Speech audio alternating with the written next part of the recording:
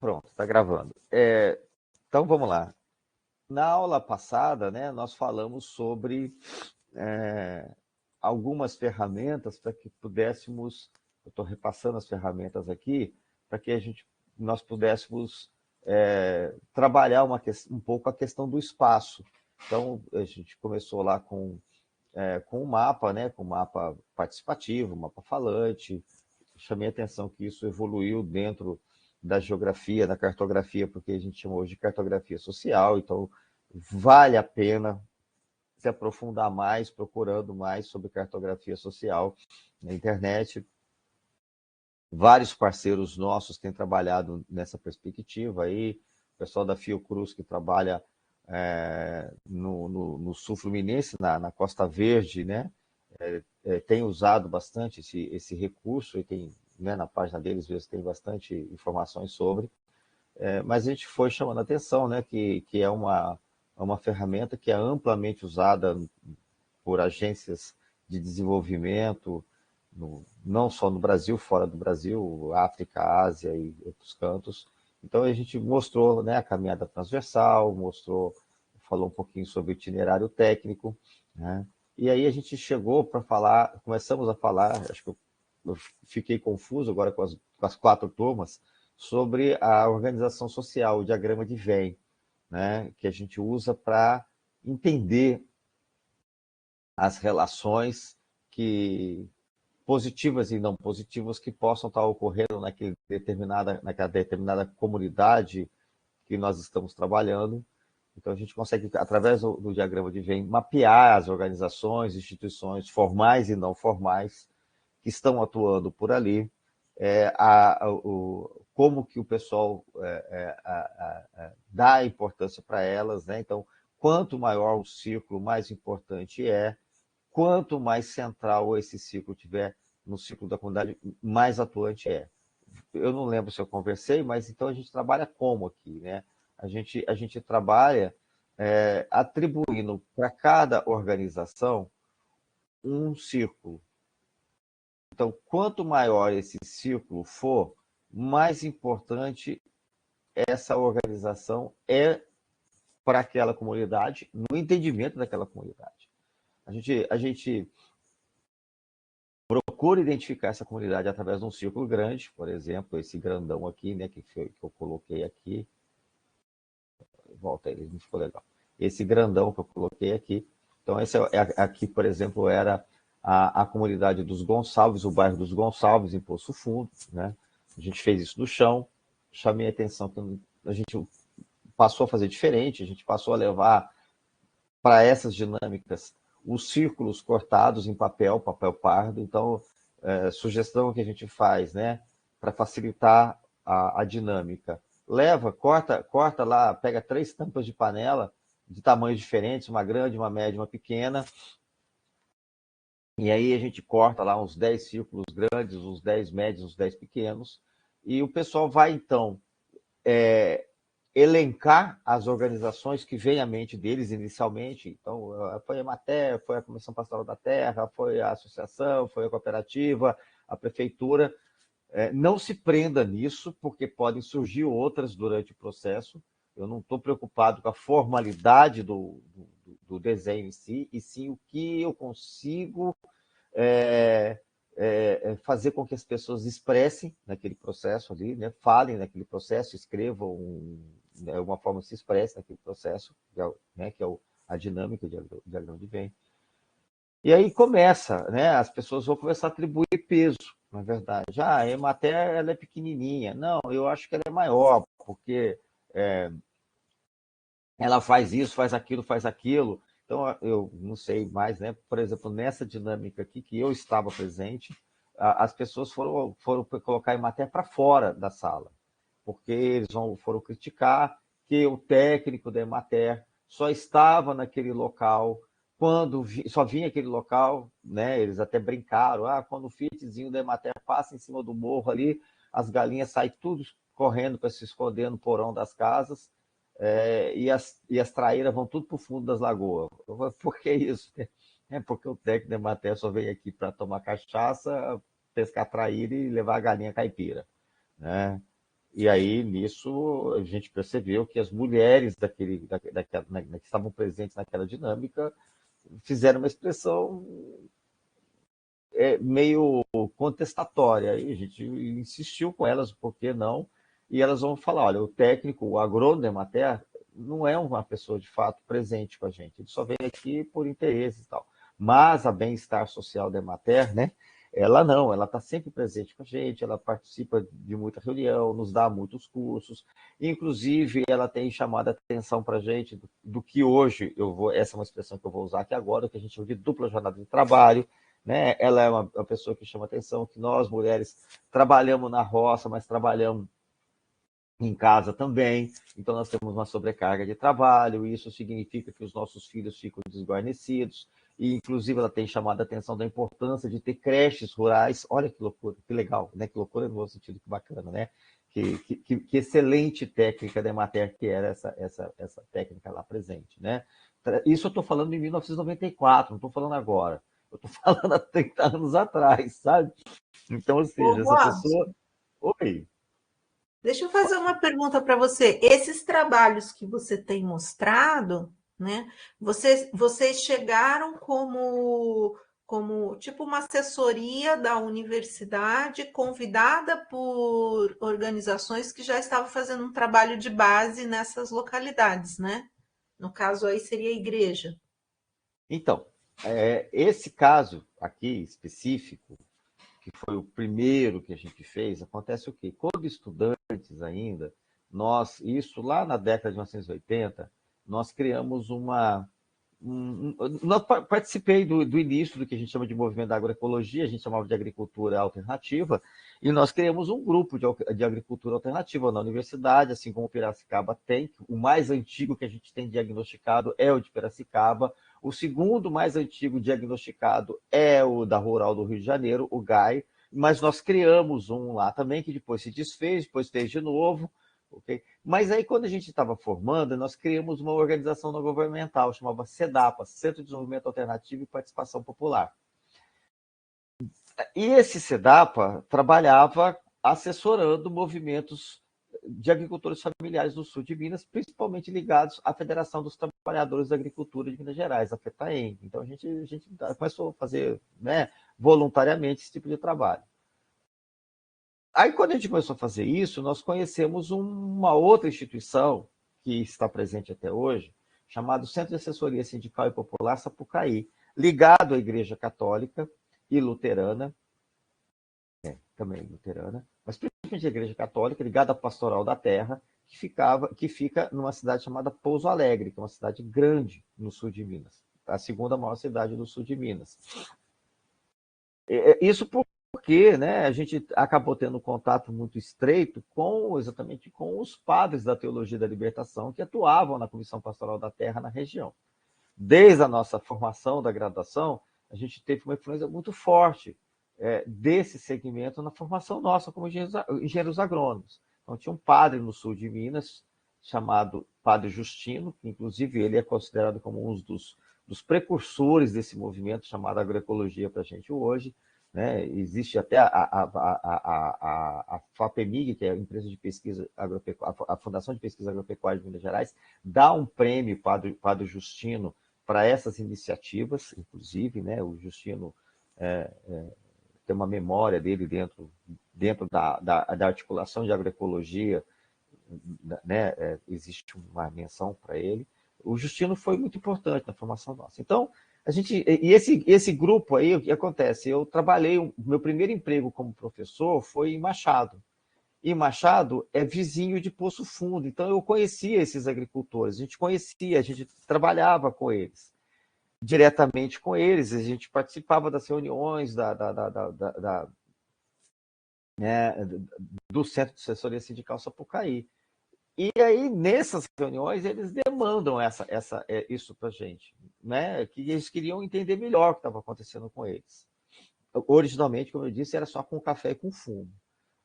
A proposta se expandiu a partir de uma leitura das mulheres presentes no grupo, né? Então, eu gosto sempre de chamar a atenção que, na verdade, essa experiência do DRP com eles, ela não foi o ponto inicial. o ponto inicial deles foi a reflexão bíblica feita com a teologia da libertação.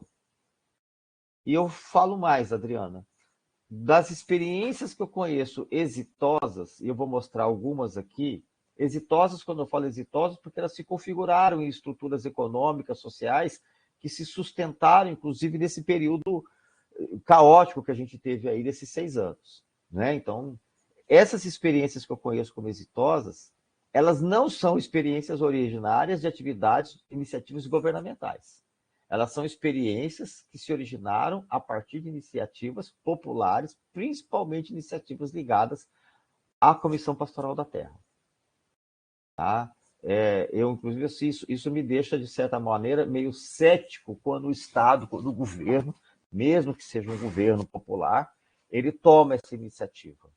Não que ele não tenha que tomar, ele toma essa iniciativa, mas eu não conheço iniciativa que partiu pura e simplesmente de governo, qualquer que seja, e que se sustentou sozinha. Eu só conheço a iniciativa que se sustentou sozinha nos piores momentos, e aí vem a questão da resiliência, experiências que são originárias de movimentos populares. Então, por exemplo, ligados ao MST ou ao MPA, né? E aí sim, o governo entra, nós entramos como assessores.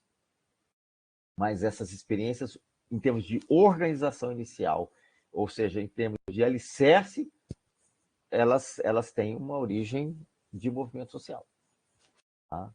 Eu não vou descartar a importância né, do Estado fazer isso, tomar essa iniciativa, né? Não vou descartar essa importância, porém, me mostra uma que depois de 30 anos esteja se sustentando e que passe por perrengue, como a gente passou agora, nesses 6 anos, e ela aguenta firme, e ela aguenta o rojão. Eu não conheço. Tá? Então, conheço experiências que foram importantes, são legais, por exemplo, que a Embrapa fez no entorno lá de Brasília, né, eles usam isso muito como referência, até como sendo uma abordagem participativa, mas sempre teve ação, dinheiro, prática, o técnico da Embrapa ali, por exemplo. Né? As que eu conheço, por exemplo, ligadas a projetos de desenvolvimento que usaram esse tipo de abordagem, por exemplo, perímetros irrigados que tiveram na Bahia. Assim que saiu o Estado, o negócio desmanchou, degringolou. Né? O Estado saiu, não teve, mudou de governo, aí o novo governo parou de investir naquilo ali, pronto. Você chega lá, tá desfeito. Então, esse caso aqui, mas eu quero mostrar outros casos depois, eu vou mostrar o caso ligados ao Centro de Agricultura Alternativa do Norte de Minas, eu vou mostrar o outro caso ligado lá, eu vou pegar casos, inclusive assim, em vários ecossistemas, a experiência da Bionatur no Rio Grande do Sul, da produção de arroz orgânico no MST no Rio Grande do Sul, você vai observar essas experiências, elas são, de fato, todas originadas nos movimentos sociais. E eu não tenho dúvida, o elemento central que balizou isso foi uma prática cristã diferenciada, no nosso caso aqui brasileiro. Né? Uma prática cristã diferenciada. Esse cristão que eu estou colocando não é evangélico, é cristão como é cristão mesmo. Pode ser, por exemplo, eu conheço a participação da Igreja Luterana, eu conheço a participação da Congregação Cristã do Brasil.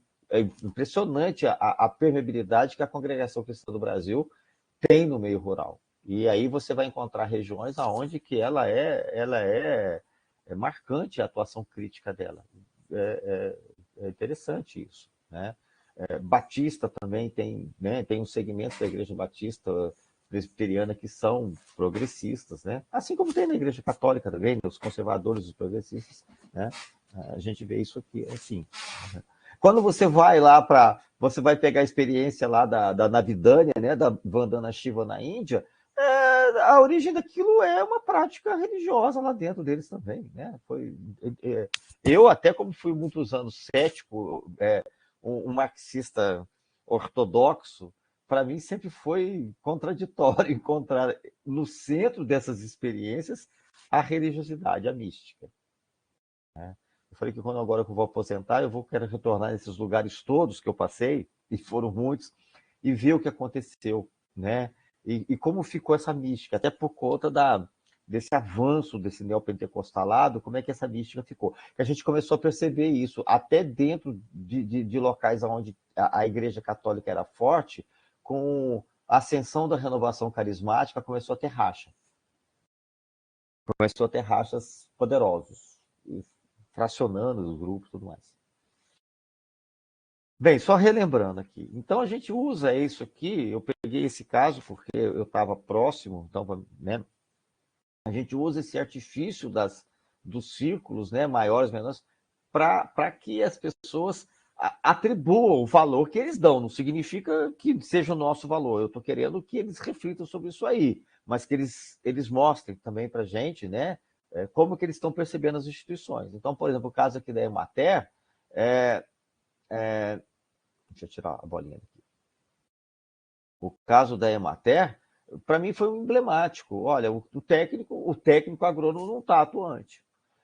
Posso te contar? Eu acho assim, para a Emater fazer esse tipo de leitura, ela pensando na avaliação dela em termos de alterar os processos, é interessantíssimo, porque ela vai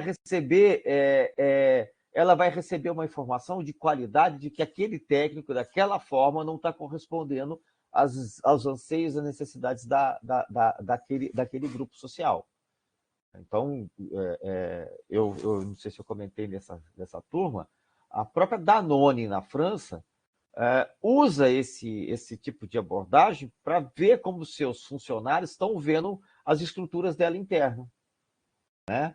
Para aumentar, inclusive, assim, a sinergia da direção com os seus funcionários, né? E o comprometimento desses funcionários com aquele agrupamento, né? Bem,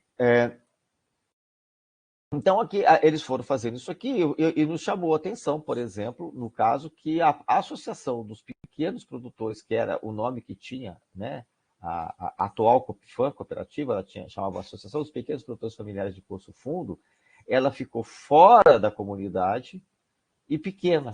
E a gente pergunta, por que ela está fora? E por que ela é pequena? Né? Na verdade, é isso que nos interessa.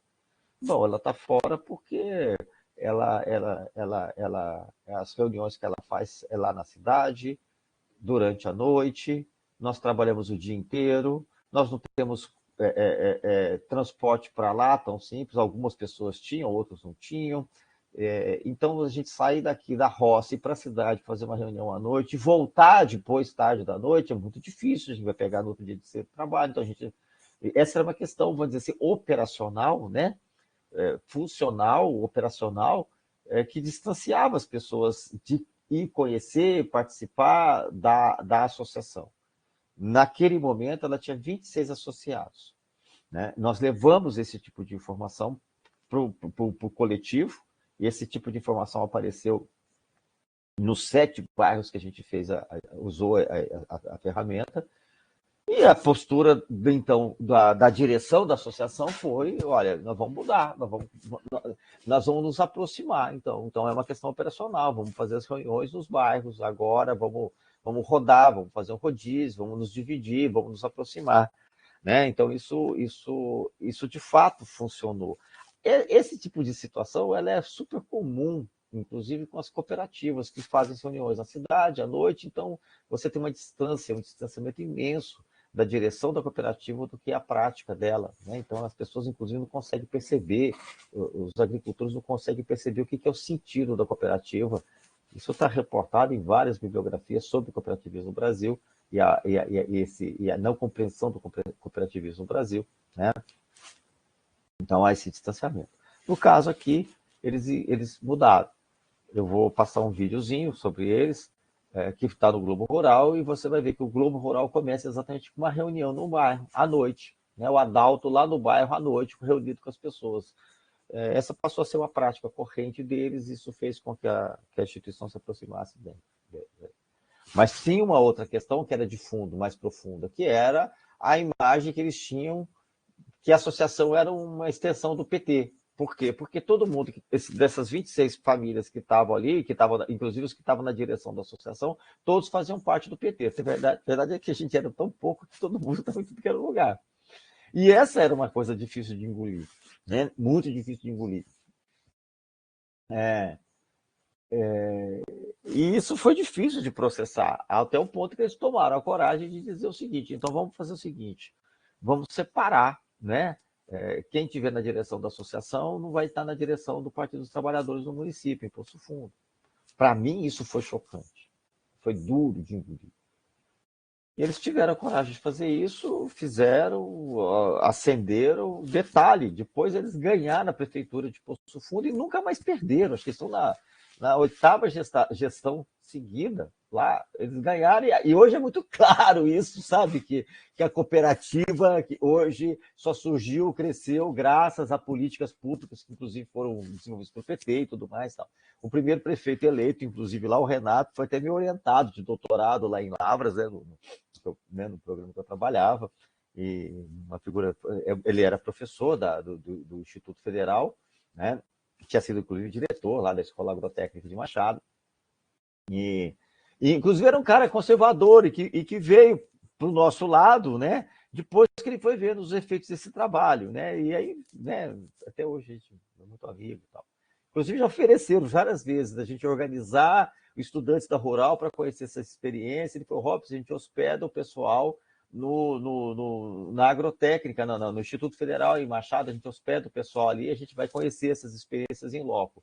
Só que acontece, por exemplo, essa época é a época pior do mundo para ir lá, que eles estão colhendo café, né? Então é uma época horrorosa de ir, porque eles estão super ocupados, os agricultores. Teria que organizar uma ida lá.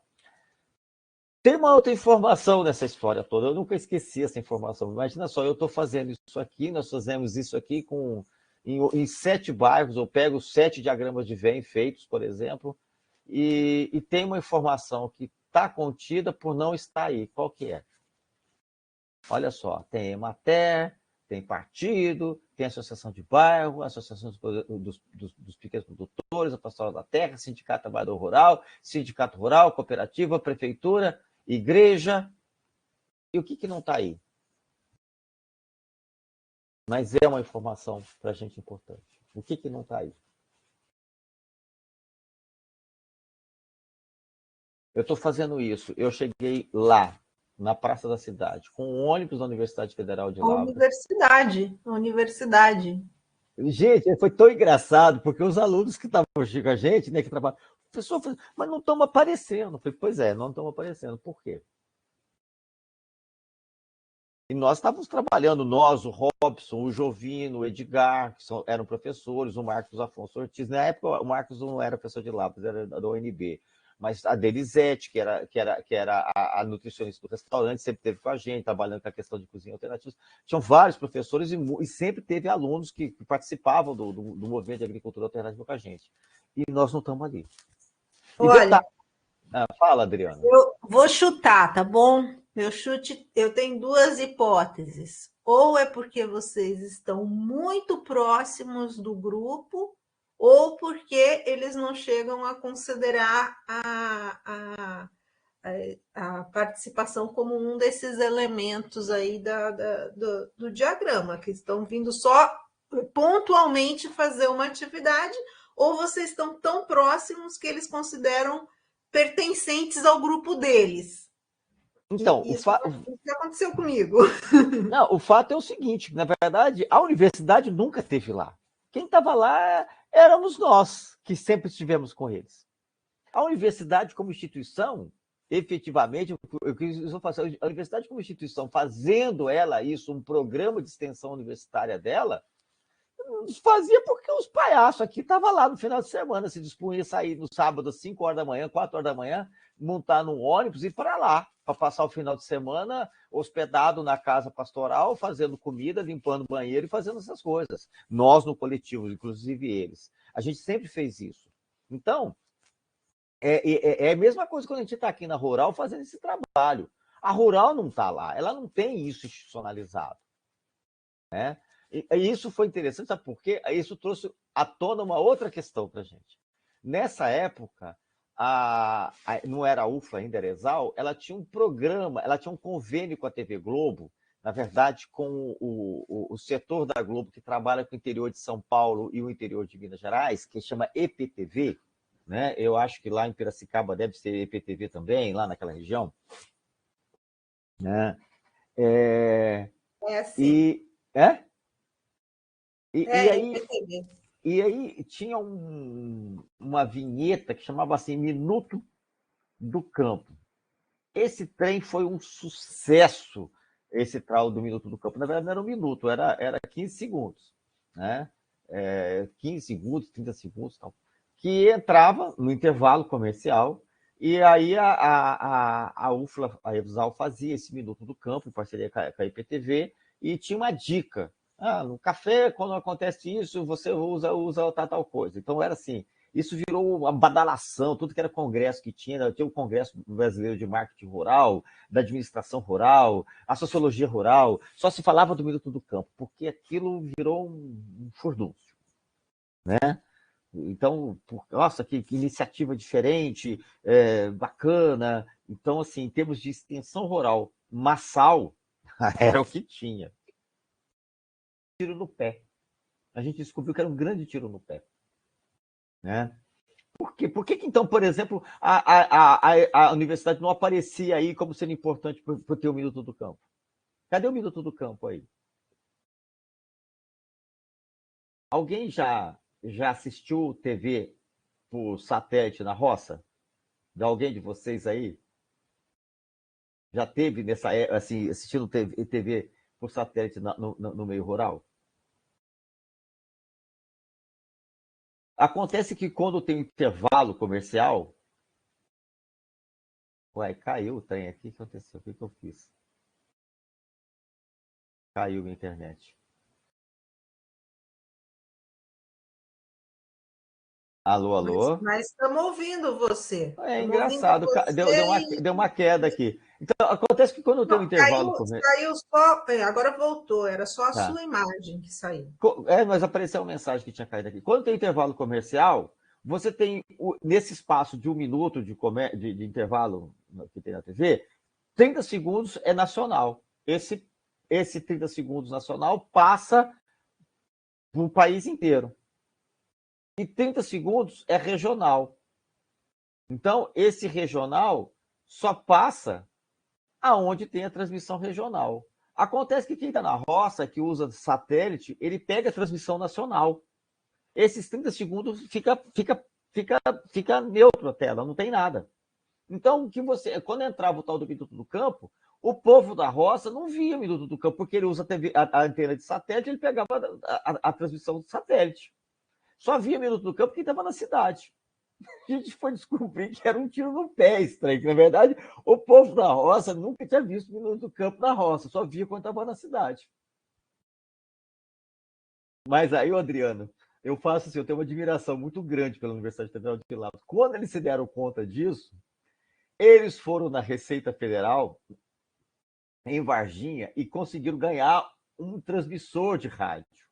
E montaram uma rádio universitária, porque a gente descobriu na verdade, é isso. As pessoas da roça escutam rádio. Ele vai para a roça trabalhar, ele leva o radinho dele, põe o radinho dele lá e fica escutando o radinho dele. O rádio ainda continua sendo o principal veículo de comunicação no meio rural. Mesmo com a internet, com isso que for, é a rádio. O cara liga o radinho dele e fica escutando. Quem está fazendo um trabalho muito bonito nesse sentido é o pessoal lá de Santa Catarina. Como é que chama lá? Vou pegar aqui o nome. Peraí, esqueci, deu branco. Então, o que fez a universidade? Fez isso aí, montou uma rádio FM, a FM universitária, e ela conseguiu ter um alcance lá com o transmissor dela de quase 190 quilômetros. Então, você imagina que tem um raio de alcance de quase 190 quilômetros. Ela vai bater quase lá de Lavras até Pouso Alegre, dá mais ou menos isso aí. Óbvio que ela não consegue pegar em tudo que é lugar, porque o sinal de FM faz assim, né? Para você ter um alcance bom, você deveria ter uma rádio de AM. O sinal de AM faz assim, a ondas médias, ondas curtas, ele faz assim. Então, ele entra atrás da montanha. O FM, quando tem montanha, ou você está com uma antena muito alta, para pegar na parte baixa, ou não. Mas com isso ela conseguiu uma permeabilidade maior para fazer as coisas dela, tal, mas mesmo assim é limitado. Mas foi muito engraçado isso, porque assim, os alunos ficavam, cadê a gente? Cadê a gente? Nós não estamos aí. Quem está aí são vocês, somos nós, como voluntários, como, de fato, como companheiros desses caras nessas embreadas, não a universidade em si, né? Isso, Passei lá no WhatsApp notícias da EPAGRE. Aí, se vocês abrirem e olhar lá embaixo, do lado esquerdo, eles estão fazendo programas de rádio pela EPAGRE, para o o rádio, rural. É bem bacana isso. o rádio tem essa permeabilidade, ele chega, só que tem uma questão técnica, né? A rádio chega nos buracos quando ela é AM, ondas médias e ondas curtas, né? Que ela vai chegar ali.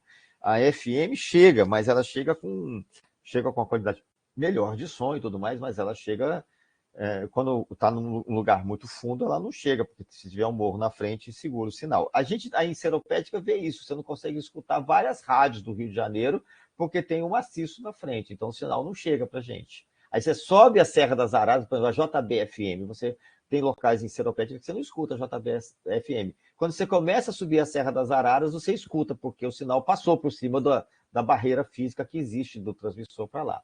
Tá? É por isso que eu sempre chamo atenção. Não é possível descontextualizar o aspecto técnico do nosso trabalho. Né? A coisa não é só organizativa. Então, por exemplo, podia estar falando de organização aí e tudo mais, mas, por exemplo, né, a gente vai descobrir que uma questão técnica, esse sinal de televisão, usando esse recurso do intervalo comercial, não chega no campo localmente. Se você colocar, se o tal do Minuto do Campo fosse um trabalho nacional, chegaria. Aí a Globo teria que colocar isso nacional, né, por exemplo, para chegar lá. Porque aí ela usa o espaço de comercial nacional. Aí ela não vai fazer isso, que é muito caro, é onde que ela ganha dinheiro, ela não põe isso. Né? Ela deixava fazer essa caridade regional só. Né? Bem, eu acho que essa questão do diagrama de Venn, eu estou colocando essas situações, né, que você vai observar o seguinte: como é que eu ia conseguir esse tipo de informação com um roteiro comum? A Adriana, que tem experiência de pesquisa, você acha que esse tipo de informação sairia no roteiro comum? Não sairia. Né? Dificilmente as pessoas, num roteiro de pesquisa comum, iriam fazer a crítica que eles fizeram à Emater. Agora tem um detalhe, né? A pergunta é: quanto que as organizações estão disponíveis a aceitar, assimilar e trabalhar uma crítica feita? No momento que a gente fez isso, a Emater rechaçou. Depois ela incorporou, até porque o pessoal foi aumentando, foi crescendo, foi se tornando influente, eles foram se empoderando. E é óbvio que hoje a Emater não quer estar longe de uma experiência dessa de forma alguma, porque isso funciona muito bem para a imagem dela. Né? Então, principalmente as organizações formalizadas, formais, elas tendem a buscar ações que reforce uma imagem positiva dela. Então, né, hoje, com certeza, se eu fizer um trabalho desse lá dentro, a Emater está lá juntinho, lá com eles. Né?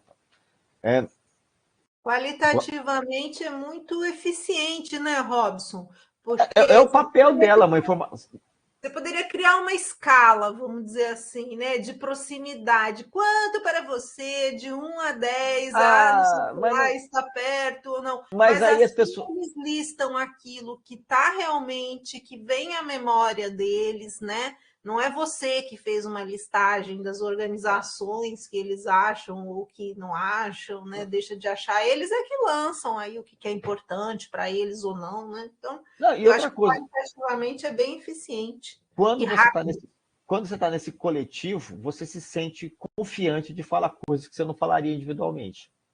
Né? Então você se sente confiante de apontar situações que você não falaria individualmente.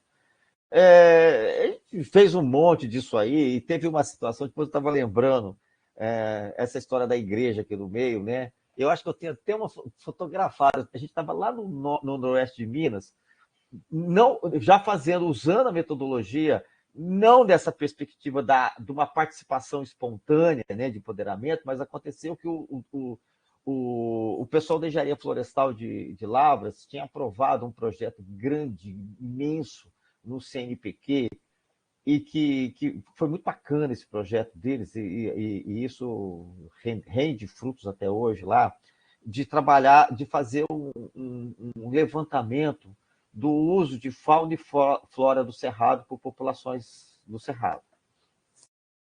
E eu, então, coordenador do projeto, que era o chefe do Departamento de Engenharia Florestal de Lavras, que inclusive depois ele se tornou reitor da universidade, o Escóforo, Zé Roberto Escóforo, o cara do eucalipto, inclusive, mas um cara extremamente aberto. Ele falou, olha, Rob, ele chegou para a gente lá, eu queria arriscar usar essa metodologia de vocês para a gente levantar informações sobre o uso de flora e fauna do Cerrado. Para que era o projeto? Era para fazer um levantamento de como que as populações faziam uso, principalmente da flora do Cerrado, para alimentar pesquisas na engenharia florestal. Então, não sei se aqui, se Bruno, Eduardo, Letícia, algum de vocês são engenheiros, fazem engenharia florestal, mas lá em Lavras tem uma área de pesquisa na engenharia florestal só com frutos e só com fauna, com flora do Cerrado, tá? Então, é uma das expertises dele isso aí. Esses caras foram trabalhar com a pesquisa com o pequi, cacagaita, mangaba, inclusive trabalhando a evolução genética, o apuramento genético disso aí, ok? Foi o primeiro programa que foi se interessar efetivamente em entender o Cerrado e em termos de valor econômico da flora do Cerrado. E aí eles pediram que a gente usasse isso, né? E foi muito rico. O resultado disso. Eles acabaram montando até um banco de germoplasma a partir das experiências que a gente levantou usando esse tipo de abordagem. Então, ia lá fazer um mapa com o pessoal aonde que tem o pequi. Esse pequizeiro tem que característica? Ele dá mais carne, dá mais isso, dá mais aquilo, então tem as características interessantes do pequizeiro. E a gente ia no local, levantava, georreferenciava o pequizeiro, a cagaita, a mangaba, o que fosse a planta, fazia esse cata, levava o material para Lavras, e a partir disso aí eles foram fazendo um mapeamento de tipos de planta que eles queriam, e para coletar e fazer os trabalhos lá, aí é um trabalho técnico de evolução, né? É legal para a gente ver aquela crítica que eu fiz lá no primeiro módulo sobre a pesquisa agropecuária no Brasil, né? Aonde ela foi direcionada. Então, ela foi direcionada para colocar a soja no cerrado, colocar plantas exóticas no cerrado. Não foi direcionada para a gente desenvolver economicamente plantas do cerrado, né? E a gente teria oleaginosas muito melhores que a soja, oleaginosas locais, né? Do cerrado, o caso do pequi, o caso do buritizeiro, são oleaginosos, óleos muito melhores que o óleo da soja, e são plantas local, não teria no ecossistema de forma alguma, né? Bem, aí a gente usou isso aí. Aí eu sei quem estava num município chamado Brasilândia, e isso foi assim, e Brasilândia foi um município do Prodecer, criado no Prodecer, do Programa de Desenvolvimento do Cerrado, um município de colonização do Cerrado. Então, a gente tem que entender um pouco a história de como é que foi a ocupação do Cerrado. Foi o primeiro Prodecer, essa região. Ou seja, as populações tradicionais, no geral, não foram negligenciadas nessas ocupações no Cerrado, né?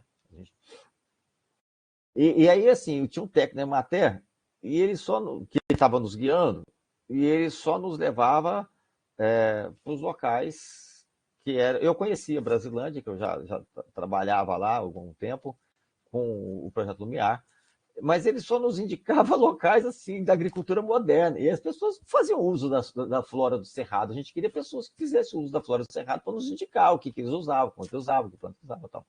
Aí esse cara, eu falei, mas, né? Falei, não vou falar o nome do sujeito, pode ser que alguém conheça, cara.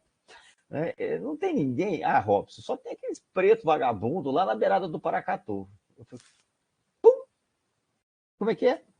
Ah, aqueles caras que moram lá. Na verdade, hoje é uma comunidade quilombola, antigo, muito antigo. Esses pretos vagabundos eram descendentes de ex-escravos, né? Os pretos vagabundos deles. Então já denota todo o discurso racista, preconceituoso do sujeito. Aqueles caras não gostam de plantar, né? Eles gostam de coletar as coisas lá. Eles vão lá, coleta e pesca no Paracatu. Paracatu é o rio Paracatu, um dos principais afluentes do Rio São Francisco. Eu olhei para a casa da minha turma lá, né? Dos meus alunos, né? Vão nessa, né? A gente estava com um Fiatzinho Uno alugado, montamos no Fiatzinho Uno e 50 quilômetros de areão até chegar na comunidade. Pronto. Né? Foi um paraíso. A gente matou, né? Depois eu até pego aí o link da Santana da Caatinga, que é o nome da comunidade. Hoje tem o quilômetro Santana da Caatinga. Só que quando chegou lá, ele orientou, o líder do local é tal pessoa. Sempre tem uma tal da liderança escolhida pela Emater. Então, chegamos lá e contatamos com o sujeito, era um senhor muito agradável, receptivo, né? Nos deu uma entrevista maravilhosa dentro do Rio Paracatu, sobre pesca, tal. E chegou à noite, fui fazer um diagrama de Venn desse com a galera.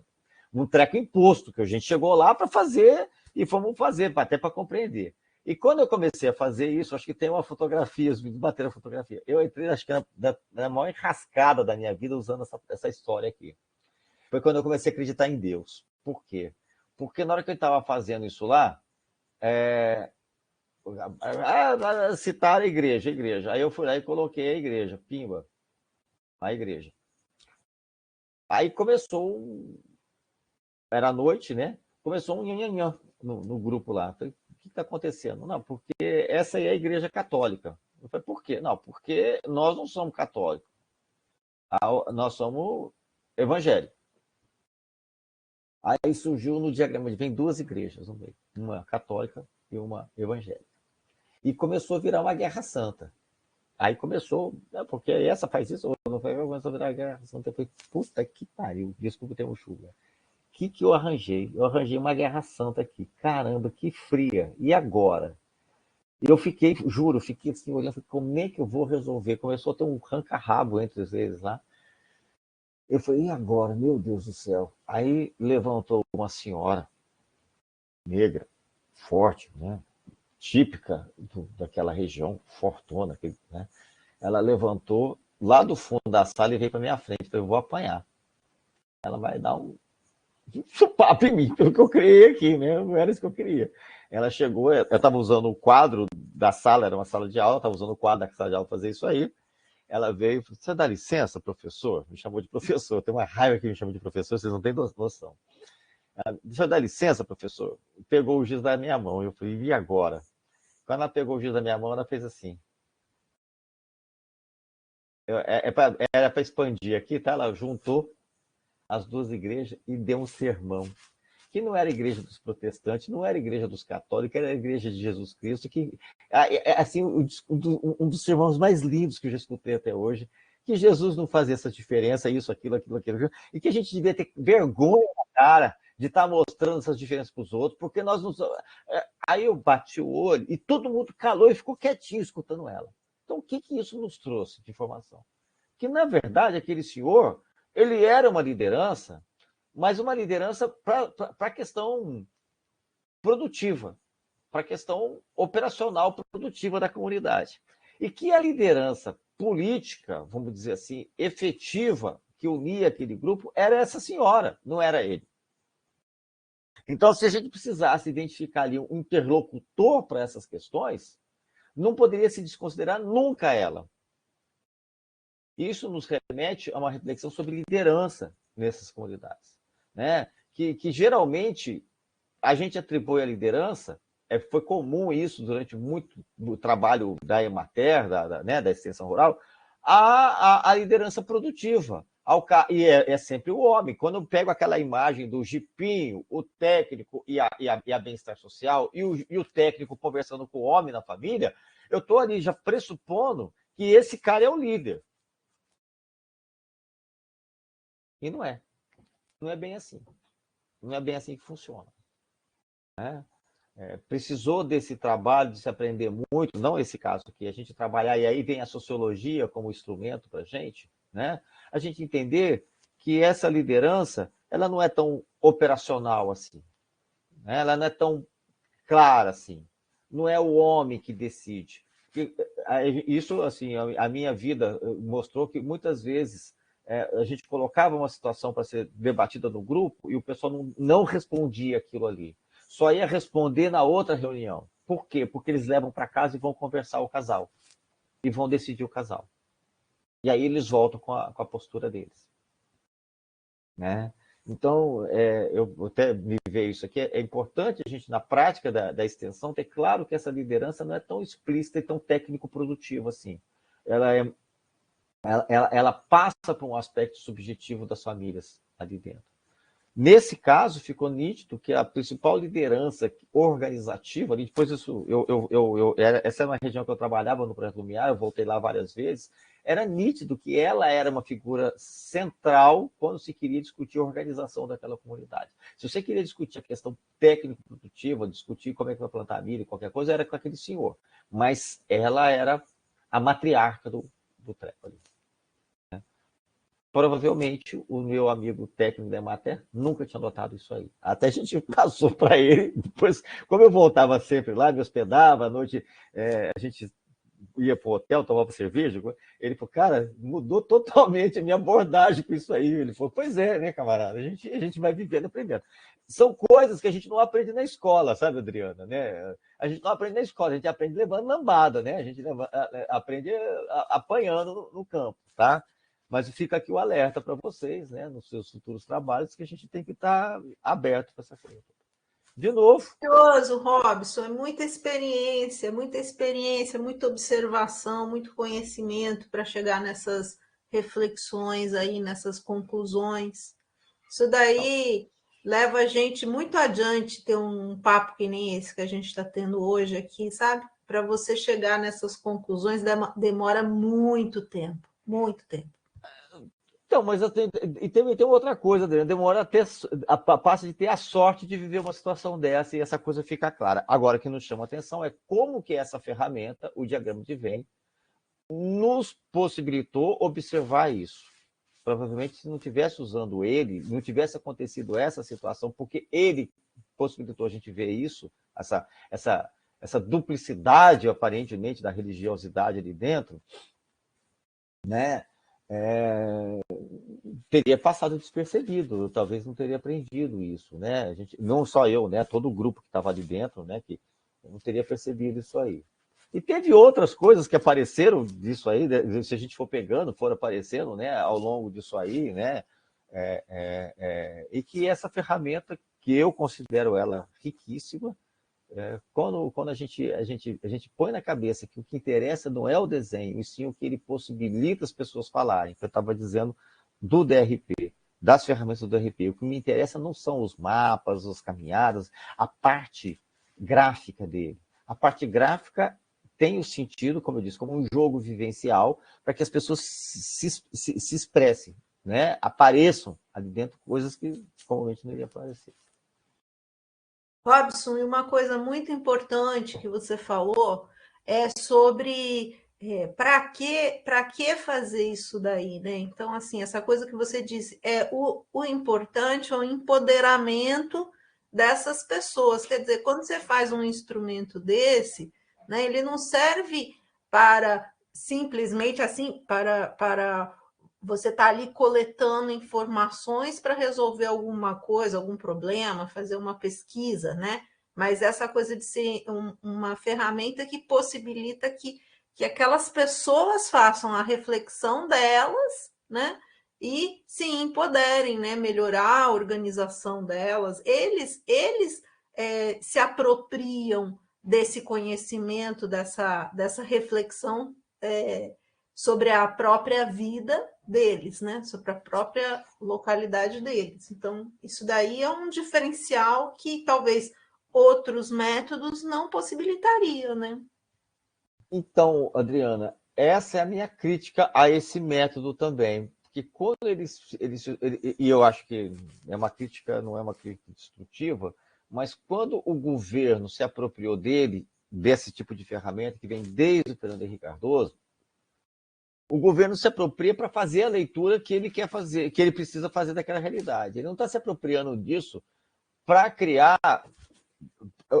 A prioridade de se apropriar disso para o governo é entender o que está acontecendo e ter uma política para aquele local. Diferente dos movimentos sociais que criaram isso como ferramenta de empoderamento. É diferente. Né? Porque eu sou daquela opinião, governo nenhum está afim, isso depende de uma outra leitura bibliográfica mais profunda. Eu gosto muito do Pedro Demo, né, um autor que trabalhou bastante essa questão da participação também. Ele tem um livro chamado Participação e Conquista. nesse livro, ele tem um momento que ele fala sobre participação social, tem o Bordenave também, que eu uso bastante quando eu estou discutindo isso aí, mas o Pedro Demo diz o seguinte, que toda vez que a gente acha que um processo participativo já é o suficiente, ele está num processo de degeneração.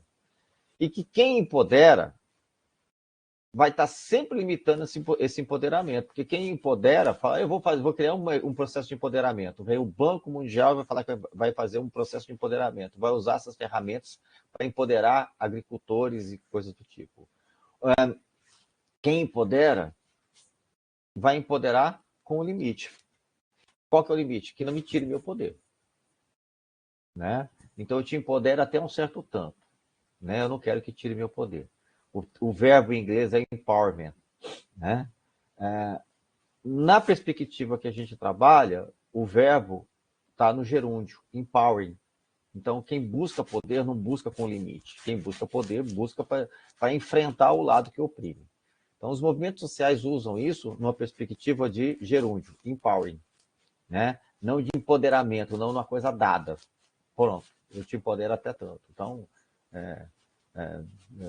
eu falo muito com a questão de empoderamento feminino. Né? Quando você tem um casal, agora mesmo, eu estou com uma situação séria, minha filha mais velha, Júlia, que é professora em Lavras, trabalha com participação, com cacete a quatro, a vida inteira é fruto disso, desde a época das diretas, a mãe dela grávida na época das diretas, a Júlia fez mestrado, doutorado com isso na Unicamp, e enfrentando uma ruptura conjugal, porque o marido, que é sociólogo, escambau A4, mas é a macho, é o famoso esquerdomacho, não consegue ver a ascensão social, a ascensão profissional da mulher. Não consegue aceitar isso. Então, a Júlia é professora, ele é técnico administrativo da universidade. Né? E a Júlia, né, aprovando, agora voltou, né, essa história toda, ela sempre trabalhou, ela tem uma ligação muito forte com o SEBRAP, lá em São Paulo, foi, né, atua muito tempo com o SEBRAP, então ela conseguiu aprovar um projeto de 10 milhões agora, um ministério está atrás dela para outro projeto e tal. O companheiro dela aí mostra que esse empoderamento tem limite para ele. Né? O empoderamento para ele feminino tem limite. Qual que é o limite? Puta, você tem filho, bicho. Olha, eu tenho que trocar a fralda do Emiliano porque eu tô aqui com um monte de coisa para fazer do projeto. Não, mas eu trabalhei o dia inteiro também e isso essa parte é sua agora. Então você vê, na verdade, essa coisa do casal fica muito claro isso, né? Até quando que vai o empoderamento, até quando não vai. E aí, quando você olha essa coisa, isso também na perspectiva de política pública, é difícil, né? Um governo, vou dizer o seguinte, eu vou empoderar ao ponto que essas pessoas não vão querer mais estar comigo. Né? É a decisão, né? Aí a Júlia falou, pai, eu não quero mais estar casado com o Rossano, não. Você não vem me ajudar aqui, mudar, separar e fazer coisas do gênero, eu não quero mais estar com um cara desse. Então, né, ela se empoderou ao ponto, falou, puta, bicho, não tô afim, né? E vai para frente. Bem, depois quando a gente mostrar alguns casos aí, a gente pode pensar, discutir, refletir sobre essas situações. Vamos falar um pouquinho agora sobre a dimensão econômica. Então, eu falei aqui na questão da organização social, eu usei o diagrama de Venn, temos outras ferramentas que não dá tempo da gente falar aqui, poderia fazer um sociograma, coisas do tipo. Contudo, eu acho que o diagrama de Venn é uma ferramenta que resolve muita coisa para a gente. Quando eu penso em organização econômica, como eu disse, a primeira coisa que eu tenho que dar conta é que não é hábito das pessoas fazer uma contabilidade. Né?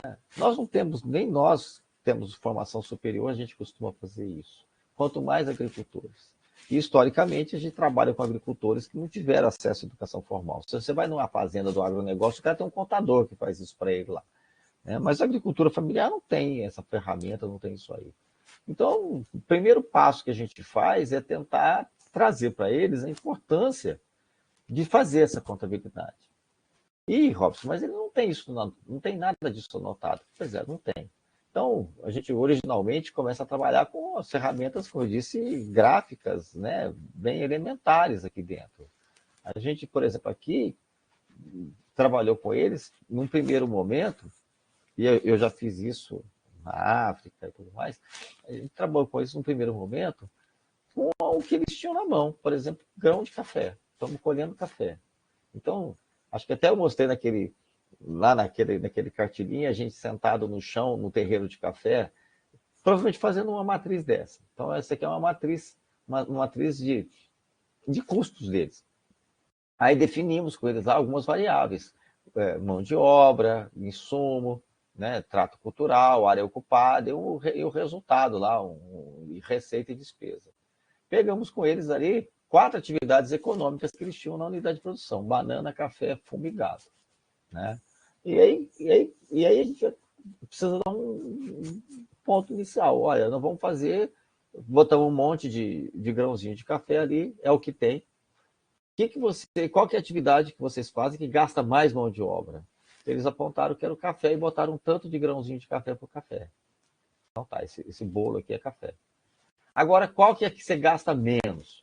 É o gado. Colocaram um tanto para o gado. Depois do café, qual que gasta mais? O fumo. Aí botaram um tanto para o fumo.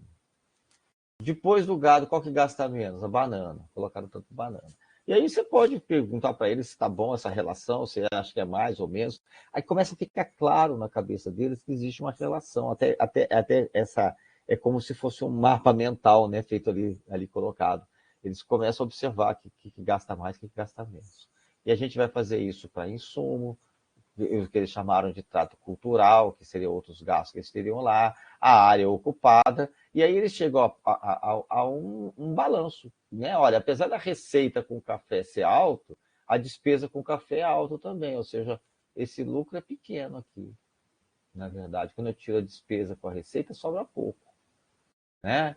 Todas as coisas sobram pouco para eles. O gado sobra, quando você faz essa relação, sobra um pouquinho mais até. Por isso que eles não deixam de ter gado. Né? O gado é importante para eles. Bem, agora eu estou com essa situação na mão. Aí eu vou pensar, agora faço o seguinte, esse aqui é o meu balanço. Não existe nada mais revolucionário do que pão na mesa dos trabalhadores, diziam os anarquistas no início do século XX. Então, não adianta vir com esse discurso, esse proselitismo da organização, empoderamento, porque se não virar din no bolso para sustentar a família, isso não leva a nada. Então, quando eu estou nesses movimentos e começo a escutar um monte de situações, eu falo, beleza, só que se não virar dinheiro no bolso das pessoas, não virar comida, virar dinheiro, não leva a nada, esse negócio vai se desfazer rapidamente. Para isso se manter, tem que ter renda, tem que virar renda. E aqui eu estou numa situação que não tem renda, eles têm organização, mas não tem renda. Então foi aí que começou a decisão de transitar para um café orgânico. Por quê? Porque a terra que eles tinham é limitada. A terra que eles têm era 5, 10 hectares, 7 hectares, é isso que eles têm. Como é que eu consigo ter um produto que me renda mais e me custa menos?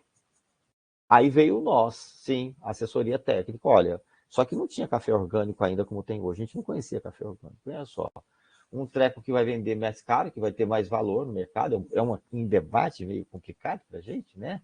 Mas para eles é importante. É, ter um café diferenciado, um café que seja melhor. Qual que seria esse café? Bom, né? A gente nem tinha certificação de orgânico, a gente tinha a certificação do IBD, do biodinâmico, essas coisas tinha, né? Né? A gente já tinha isso aí, mas o orgânico, como tem hoje o selo, né? Orgânico, nós não tinha. Né? E como é que a gente pode economizar? Bom, a gente pode economizar tendo menos despesa, gastando menos com insumo, né? Aí vão ter que gastar menos com agrotóxicos que vocês usam aí, Basis-Stone, essas coisas todas aí, né? O adubo químico é caro, o famoso 4-14-8, né? A fórmula, a Novalgina da cafeicultura brasileira, né? Um inferno que é isso, né? Então, a gente tem que, talvez, tirar isso aí. Como? Bom, então, vamos pensar em alternativas, né? E essa era a nossa praia, né? Pelo menos no discurso nosso. Então, a gente vai ter que partir para isso, uma coisa que a gente não conhecia ainda. Aí, naquela perspectiva do Piaget, nós montamos num carro, atravessamos São Paulo inteirinho, fomos bater em Lucélia, porque disseram que lá em Lucélia tinha um sujeito chamado Emílio Lutz, que aí a gente foi lá, né, numa empresa chamada Planeta Verde, que ele produzia café orgânico. A gente montou num carro, lembro direitinho, uma Paraty, saímos de madrugada no frio do cão lá, né, atravessamos São Paulo inteirinho, fomos bater em Lucélia, que é o noroeste de São Paulo. Aí o cara nos hospedou, inclusive foi super solícito, nos mostrou o que estava fazendo com café orgânico, que era, ele estava sendo assessorado pela Demétria, né, de Botucatu, né? E aí a gente começou. Então, olha, para a gente conseguir melhorar essa receita, vai ter que ser isso aqui, ó, ter um produto que eu tenho uma produção limitada em 7, 10 hectares de terra, 5, 7, 10 hectares de terra, eu só consigo aumentar essa renda se o preço desse produto for melhor, tem que melhorar esse produto. O café deles era ruim demais, né? Como eles também não tinham dinheiro para comprar todo o pacote de agroquímica, eles usavam parte. Era aquela definição lá que eu usei lá do livro dos holandeses, de uma agricultura erosiva, né? Que super utilizava o pouco de terra que eles tinham, já que eles não tinham condições de ter o pacote tecnológico como todo, eles usavam parte desse pacote. Então era uma catástrofe. Então a gente tem que fazer essa transição. A gente fez isso a partir de uma leitura como essa. Então, ali, aqui eu tenho, né, uma matriz dessa, que a gente fez uma avaliaçãozinha econômica com eles, inicialmente. Óbvio que hoje eles não fazem isso. Óbvio que eles têm todo um sistema contábil montado. Óbvio que eu não vou chegar em Poço Fundo e montar um negócio desse com eles, né? Hoje eles te dão aula sobre isso, ok? Né? E hoje eles têm tudo contabilizado. Na hora que a gente vê o vídeo da Copfans, você fala, uau, né? Uau! Então, eu sou sempre otimista com a agricultura familiar, porque eu creio que é possível transformá-la de uma forma coletiva. Ela se tornar competitiva, inclusive com a agricultura empresarial, mas tem que ser coletivamente, né? Bem, aqui eu tenho outras expressões dessa organização, né? Essa aqui feita na África, naquele manual lá de Moçambique.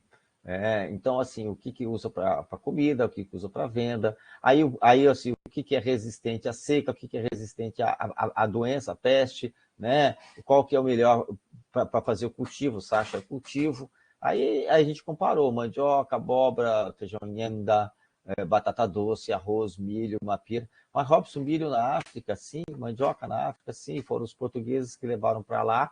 Inclusive, para o banco de germoplasma da Embrapa, sobre milho e sobre mandioca, eles foram buscar muitas variedades perdidas aqui na África, né? Eu tive em Angola, por exemplo, eu vi um trabalho do Altair Machado, da Embrapa, em parceria com o pessoal de Luanda, da Universidade Agostinho Neto, de Luanda, levantando variedades de milho que estavam lá, que a gente não tem mais aqui. Os portugueses levaram para lá e ficaram. A gente perdeu essas variedades aqui, como elas ficaram em comunidades tradicionais, lá ficaram lá, né? Mandioca também, ok? A gente foi buscar de volta elas lá, né? Aqui. Então, aqui a gente vai conseguir comparar, por exemplo, aqui no caso da mandioca, a maior parte dela é produzida para comer, né? Já o arroz é para vender, né? O milho é para vender, né? Então a gente vai conseguir também, junto com eles, pensar esse processo todo. Okay? Esse aqui eu vou pular, porque na verdade a gente vai, a partir disso aqui, vai querer fazer uma eleição de prioridade. E eu tenho, né, aqui tem alguns outros experiências, eu vou com uma eleição de prioridade primeiro, depois eu volto ali atrás. Quando você está trabalhando com esse pessoal, tem que ter claro que eles são, eles vivem numa condição de fartura, como diria o mineirês, né? O fartura. Farta água, farta escola, farta energia elétrica, farta estrada, farta tudo, né? Onde falta tudo, é uma fartura, farta tudo. E quando você chega com uma situação dessa, e você vai perguntar para as pessoas o que é mais importante trabalhar, é muito difícil, porque eles não têm uma noção ainda do que é um orçamento dado, o que você tem de orçamento, e o que dá para resolver com esse orçamento. Então, o primeiro ponto que a gente tem que fazer é o seguinte: ajudá-los a pensar naquele recurso que você tem, o que dá para ser resolvido primeiro e o que é importante resolver primeiro com aquele recurso, né? E que de cara não é muito simples fazer isso, né? A gente sofre, nós sofremos com isso, né? Nós temos educação formal mais elevada, temos o conhecimento matemático mais elevado e sofremos com isso. E com eles, então, é mais complicado. essa ferramenta aqui foi até desenvolvida pelo pessoal que trabalhava com a gente lá, alunos. Vocês, como eu disse, vocês são sempre fantásticos.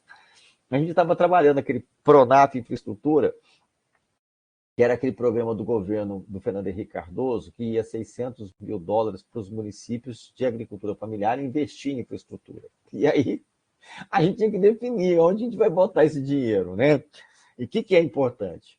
E aí começava, não, né? Você estava numa reunião, lá tinha 30 pessoas na reunião. Eles apontavam que tinha problema com água, com escola, com energia elétrica, com estrada, com assistência médica.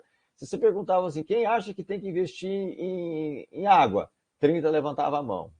Agora, quem acha que tem que investir em escola? 30 levantava a mão.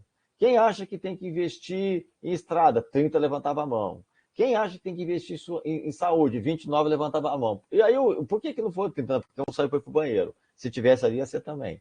Ou seja, como falta tudo, tudo é importante ser colocado. Mas não dá para resolver tudo. Você tem um limite. O teu recurso não dá para resolver tudo. E aí a gente ficou num embaraço, né? Num imbróglio. Como é que a gente vai ajudar essas pessoas a pensarem nisso aí? Aí a galera teve a ideia. Depois isso aqui foi parar no livrinho de Emater. Eles pegaram uma folha, um galinho e uma semente. Originalmente foi a folha, um galinho e uma pedra. Mas aqui eu vou usar aqui. Então a folha, um galinho e uma semente. Eu estou entendendo que a semente vai dar origem a uma vida, né? Uma vida. Então a semente é a coisa mais valiosa. Vale 10 pontos. Depois o galinho, que abriga a semente e a folha, vale 6 pontos. E a folha, 3 pontos. Então, agora eu tenho uma moeda, eu tenho um sistema de moeda. 10, 6 e 3 pontos. Isso simbolicamente funciona na cabeça deles, né? Agora cada um vai receber uma semente, um galinho e uma folha. Não mais que isso. E aí a gente coloca no chão, né, as coisas que eles consideram como sendo problema, né, e prioridade para ser resolvido para eles. Então, nesse caso aqui, essa figura eu tirei daquele livrinho da Max Par, da Emater, né, tá, o café em coco, água, associativismo, solo, mas poderia ser, eu tenho uma foto disso, a gente fazendo isso, mas podia ser escola, né, estrada, água, tá, né, o que eles levantaram como sendo problema e prioridade para ser resolvido. Agora, a gente vai chamar atenção para o seguinte, cada um vai colocar primeiro o que é mais importante para vocês. Só tem uma semente, então você vai lá e vai colocar a sua semente no que você acha que é mais importante. Ele vai lá e coloca. Cada um vai colocar aonde que ele acha que é importante. Agora, cada um vai colocar o seu galinho, o segundo, e depois o terceiro ponto. Aí a gente soma. O que tiver mais ponto vai ser o que eles vão entender como sendo prioridade. Óbvio que a gente vai discutir se vai ficar assim, vai ficar assado. Tem uns macetes que a gente aprendeu com o tempo aí, né? Queira ou não queira, a gente vive no rural, no urbano também, uma condição de certo controle social. No rural, então, o tal né, do coronelato é presente. Então, né, primeira coisa que a gente tem que ter claro que se você deixar o líder votar, a galera vai ficar esperando ele votar e vai colocar tudo junto que ele colocou.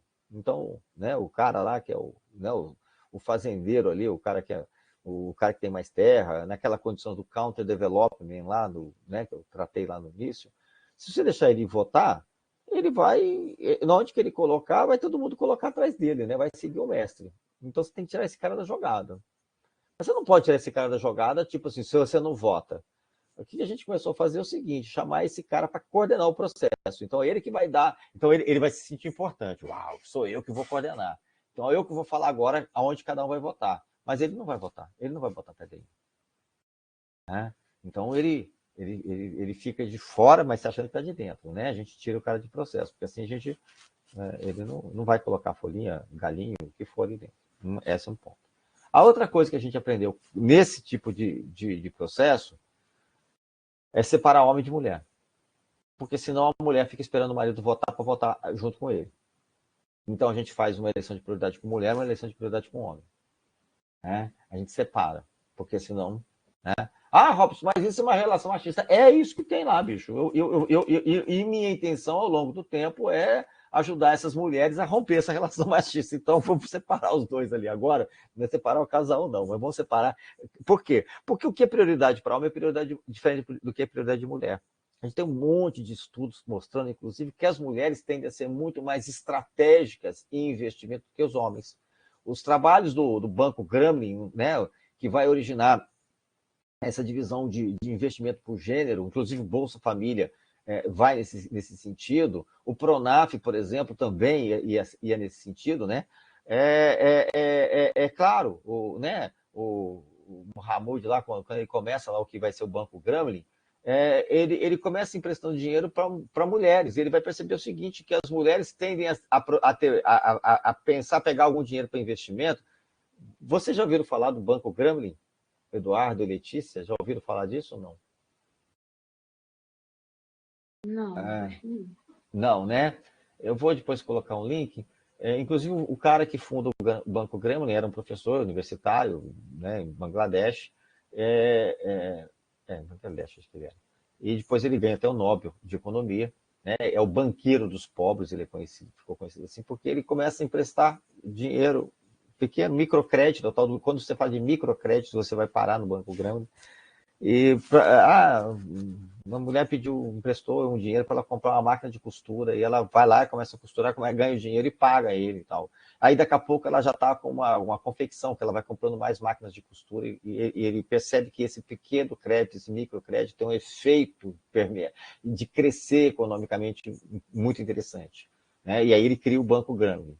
E com os financiamentos do Banco Grameen, é possível você perceber que as mulheres tendem a usar o dinheiro para fazer investimentos de médio a longo prazo de retorno. E os homens tendem a pegar algum dinheiro assim para fazer investimentos de curto prazo, de retorno de curto prazo. Então a gente viu muito assim, quando ia fazer Procera, depois o Pronaf, o homem queria dinheiro para ter para plantar milho ou uma capineira para aumentar a produção do leite dele. A mulher queria dinheiro para montar um laticínio. Um exemplo grotesco. Por quê? Porque no laticínio ela vai pegar o leite, vai processar o leite, vai empregar o filho dele, a nora dela, então ela vai ocupar essas pessoas. Então, geralmente as mulheres pensam em empreendimentos mais de médio a longo prazo e que agregam mais do que os homens. É duro como homem escutar isso, mas é verdade. Né? Se a gente for observar, Bolsa Família vai para a mulher, não vai para homem. Só em raros casos. Por quê? Porque elas são mais responsáveis. Na época do Procera, era um festival, tanto é que o Procera passou a ser um crédito que ia preferencialmente para a mulher, porque o cara recebia o Procera, que era o crédito especial para a reforma agrária, ia para o puteiro gastar o dinheiro no puteiro. Tá? Ia para o puteiro gastar dinheiro no puteiro. Né? Então, ou seja, dá na mão da mulher que é mais certo a história, porque o cara vai gastar mal. Tá? E, infelizmente, é uma questão de gênero também colocada, né? Às avessas, como os homens gostariam de ver. Então, a gente costuma separar isso aqui. Né? Então, eu consigo aí pensar o seguinte, olha, o que é prioridade investir aqui?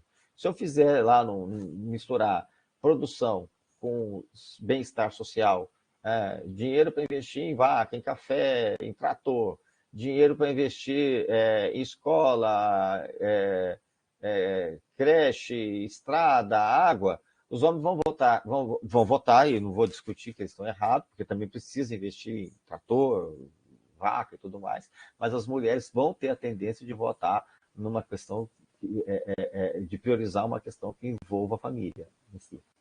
Tá? Beleza. Eu acho que eu não vou conseguir terminar, mas tá bom.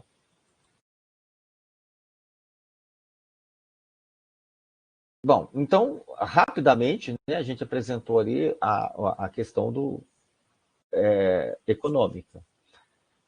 Eu falei que também a gente tem o tempo como um elemento tanto transversal para isso tudo, como é que era, tal, mas a gente também trabalha com o tempo de uma forma muito pontual, clara. Trabalhamos ele de duas maneiras. Uma, o dia a dia das pessoas. Eu quero saber como é que funciona a rotina das pessoas no dia a dia. Né? Então eu uso aí, eu chamo de fazer uma rotina diária. Como é que está organizado o seu dia? Então, esse aqui foi uma rotina diária feita na época que a gente estava fazendo, lá com as mulheres, né? Um exemplo com as mulheres. Essa aqui é a rotina dela. Ela costuma levantar entre 4 e 5 horas da manhã para fazer o café. E na roça ela faz o café, ela já deixou o almoço pronto. Ela, entre as 5 e as 7 da manhã, ela vai fazer o almoço, vai limpar a casa, vai cuidar da horta, vai botar a roupa para lavar. Aí ela vai sair e vai para a roça apanhar o café ou destalar o fumo. Destalar o fumo é pegar a folha do fumo e tirar a nervura central da folha do fumo, para depois enrolar essa folha e fazer o fumo de rolo. Então eu preciso destalar o fumo e tirar a nervura central. Né? Aí ela volta, por volta das 10 horas do almoço, vão almoçar, o povo almoça cedo, eu sou assim também, almoço cedo, que não, né? E aí ela volta para a roça, para apanhar café de estalar fumo, e vai até... Aí o povo vagabundo demais, olha só, Adriana, quando dá umas 14 horas, ela dá uma parada para descansar e tomar um café. Aí volta, vai apanhar café até as 5 horas da tarde, o povo vagabundo também, 5 horas da tarde parou de apanhar café. Também já ficou escuro. Tá? Essa época do ano está escuro, não tem nem como apanhar café, um frio do cão. Volta, vai para casa, vai fazer o jantar, fazer as quitandas, que são salgadinhos, vai levar depois para tomar café na roça, vai recolher a roupa, colher os ovos, tratar das criações, cuidar da horta, arrumar a cozinha. Agora eu vou descansar, vou assistir televisão, vamos rezar um terço, mas hoje a gente aproveita, né, para rezar o terço e destalar fumo, e vamos até às 10h30, 11 horas da noite, quando ela vai dormir. Então fica nítido aqui a dupla jornada de trabalho, a tripla jornada de trabalho da mulher, nessa região aqui. Tem lugares que é diferente. Né? Para que serve isso? Aí vem um difusionista inovador e resolve que ele vai dar um curso para as pessoas nessa época do ano. Me fala se essa senhora, ou se mesmo o agricultor que teve o dia inteiro, se ele tem tempo de assistir o curso. Se ele tem tempo, vontade, capacidade, energia para assistir o curso. Não tem. Aí vai falar que o cara é retrógrado, que o cara é conservador, que ele não quer conhecimento. Né? Então, eu te convido. Então, por exemplo, uma situação dessa aqui é impossível. Eu estava fazendo um trabalho, estava fazendo, na verdade, um outro trabalho. A gente tinha um curso em Lavras que a gente dava, chamado TGB Rural, Treinamento Gerencial Básico Rural. E a gente deu isso em vários municípios. Era geralmente um convênio com os sindicatos rurais, patronais. E eu fui dar um curso desse primeiro, que era na região da Zona da Mata, no município chamado Cataguases, e aí o cara saiu contando para Deus o mundo do curso que eu dei lá, e foi legal, porque eu aprendi muito, e eu acabei dando curso quase na Zona da Mata inteira. Né? E aí, assim, de repente eu estava em Visconde do Rio Branco, e o pessoal da PIF-PAF, vocês conhecem a PIF-PAF? PAF, aquela marca, né? Veio falar sobre a situação de um problema zootécnico que tinha lá, que era com relação à mortandade de pintinhos na avicultura. E aí, na verdade, eu falei, então tá. Eu, no roda e roda, eu comecei a... Durante a noite eu dava um curso sobre administração rural para eles, e durante o dia eu visitava propriedades para fazer consultoria e tal, né? E aprendia mais do que tudo nessas visitas. Aí comecei a fazer umas rotinas diárias com o pessoal. Aí acontecia o quê? O cara levanta cedo e vai cuidar do gado, da vaca dele. Né? Ele tinha lá a avicultura que foi implantada, mas ele é criador de gado. E aí ele só vai dar atenção para a criação de franguinho dele lá, de frango, depois das 8, 9 horas da manhã. E já está tarde. Então, a gente foi identificar que essa mortandade estava muito mais ligada, não era a questão de saúde, nada, mas é porque primeiro ele priorizava o gado dele lá, ia separar o gado, tirar o leite, depois ele ia fazer isso aí. E se a PIF-PAF queria, na verdade era a Avison, Associação dos Avicultores da Zona da Mata, né? Queria mudar essa questão técnica, ele tinha que passar essa criação de frango para a mulher. E aí envolvia uma outra relação, porque ela levantava cedo e ia cuidar da casa. Mas se queria aumentar isso, tinha que passar para a mulher, porque o homem ia cuidar do gado. E eu não vou discutir essa relação de gênero deles lá, não. Não sou eu que vou fazer isso. Né? Então, tinha que passar essa atribuição e ter alguma remuneração para ela, para que ela valesse a pena deixar de mexer com a coisa da casa e fosse levantar-se cedo e fosse lá cuidar dos galpões, cuidar do frango, né? Resolveram a parada assim. Então, assim, é interessante você conhecer essa rotina para ter uma ideia de como você também vai atuar. E para elas, nesse caso, a gente tem um desdobramento, não vai, né? Tem um desdobramento disso no Nordeste, que começou a haver rupturas conjugais por conta dessas relações aí. A SPTA evoluiu isso para o Lume, né? Esse DRP para o Lume, eu vou comentar rapidamente, né? E no Lume, que é um outro método que eu não vou tratar aqui, mas no Lume trabalha muito com a economia feminista, a economia feminina e feminista, né?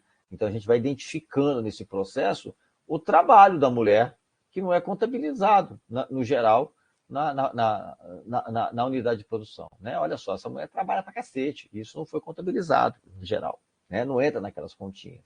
Quando ela começa a perceber isso, ela resolve contabilizar, as relações também vão se alterando, né? Ou podem vir se alterando. A gente pode também pensar nessa situação, pode, não deve, ao longo do ano. Então, eu não faço só a leitura do tempo diário, mas eu faço a leitura do tempo ao longo do ano, que eu chamo de um calendário sazonal. Que é bom lembrar, ele não deve começar com o ano fiscal nosso, janeiro. Tem que começar com o ano agrícola deles. Então, aqui, por exemplo, a gente vai listar todas as atividades que eles têm, as atividades produtivas que eles produzem, que eles têm aqui dentro, e ao longo do ano a gente vai marcando quando que tem atividade disso. Olha que coisa interessante. Se eu quero dar um curso para esses caras, eu quero levá-los para conhecer uma experiência diferente, não dá para ser em março e abril. Olha a sobrecarga de trabalho que esses caras têm. Eu vou ter que procurar identificar os períodos que tem uma folga, ou é menos sobrecarga de trabalho. Então, se eu quero dar um curso, levá-los para conhecer experiência diferente, coisas do tipo, eu vou ter que procurar exatamente os períodos do ano aonde tem menos sobrecarga de trabalho, né? Isso desmonta aquele argumento, por exemplo, do difusionismo, que o cara é avesso à tecnologia, né? É bom lembrar que esses caras vivem exclusivamente da agricultura. Diferente do técnico que recebe um salário ao final do mês e tem um período de férias. E sábado e domingo ele não vai trabalhar, né? Para o agricultor sair, eu sair da minha atividade hoje aqui como professor de vocês e fazer alguma coisa, eu reponho isso. Mas um agricultor deixar de cuidar da planta dele, da vaca dele, não tem quem repõe. É muito difícil isso aí, né? E aí, então, eu me vejo como agente animador de um processo, como técnico, que eu tenho que mudar a minha rotina, né? Se eu quero ver aquilo diferente, eu quero usar assim, o que eu aprendi para ajudar a transformar aquilo, eu tenho que estar disposto a trabalhar exatamente nos períodos que esses caras têm folga, tá? Bem, eu vou fechar depois isso, retomar isso depois, na semana que vem, não vamos, na outra semana, para dar uma ajustada nisso aí. Mas, né, antes da gente fechar o boteco aqui hoje, eu queria chamar a atenção ao seguinte. Primeiro, essas ferramentas nos auxiliam numa leitura sistêmica. Elas não devem ser lidas e interpretadas de uma forma isolada. Elas têm que ser lidas e interpretadas de uma forma sistêmica, conjunto, juntando tudo. Então, eu não devo olhar uma ferramenta só de uma forma, ela separada, compartimentada. Então, esse é um ponto. Segundo, essas ferramentas são dinâmicas. Elas servem para observar, analisar naquela condição de temporalidade, né? Então, naquele momento, não adianta eu falar daquele diagrama de Venn e querer trazer aquilo para a realidade hoje, para os fundos. Não, não é. Aquilo é um retrato daquele momento lá. Então, tem que ter claro isso. Ela serve naquela condição de temporalidade, tá? E elas têm que ser vistas como um instrumento construtivista no processo de educação popular. Elas servem fundamentalmente para colocar em xeque um saber prévio, né? Então, elas servem para desestabilizar aquele saber prévio colocado, para criar o desequilíbrio do saber prévio. Quando eu pego lá o processo efetivo do Peter Oakley, lá da fase, eu vou ver que é muito parecido. Na verdade, o processo de educação popular é um processo construtivista. E a gente usa essas ferramentas nesse primeiro momento para desequilibrar um saber prévio, para a gente provocar um caminhar. E esse caminhar é o planejamento participativo, né? Não adianta fazer um diagnóstico participativo se a gente não tiver um planejamento participativo na sequência, tá bom? Vou voltar com mais calma, isso não vou nem falar. Isso aqui é o método que está usando, o Lume, né? Mas a gente, se der tempo, a gente fala dele, senão fica com outra história. Voltarei na semana depois da semana que vem. A semana que vem, de fato, melhor a gente deixar suspenso. Posso até gravar o resto para ganhar tempo e disponibilizar para vocês. Mas semana que vem eu gostaria que vocês aproveitassem, né, para fazer os cursos aí da universidade.